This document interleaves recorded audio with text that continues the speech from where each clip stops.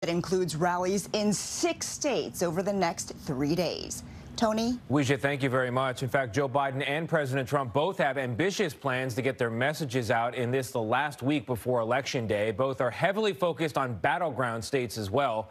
Biden is working to expand his support, while the president appears to be focusing on his base, including in the must-win state of Pennsylvania. Ed O'Keefe now reports. Thank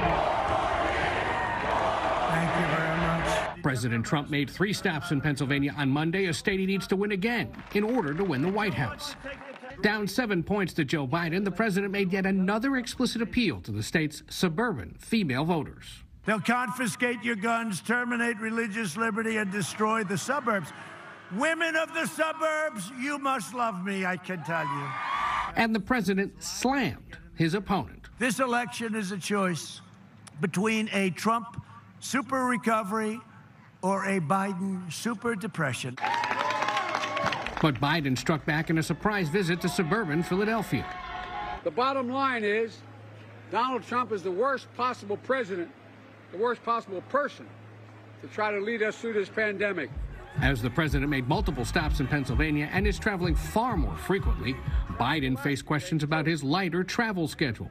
I'm going to be going to Iowa, I'm going to Wisconsin, I'm going to Georgia, I'm going to Florida, and maybe other places as well. The reason why it looks like we're not traveling, we're not putting on super spreaders.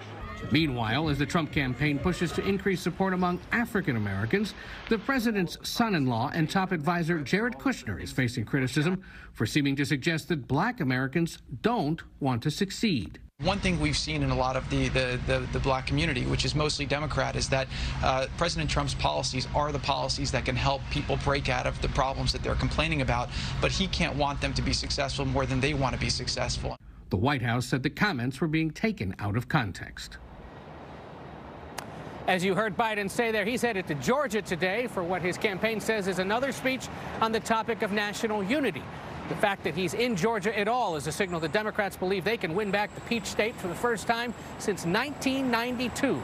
Similar to that visit he's making later this week to Iowa, a state where he's running even with the president. It's a place they didn't expect to be.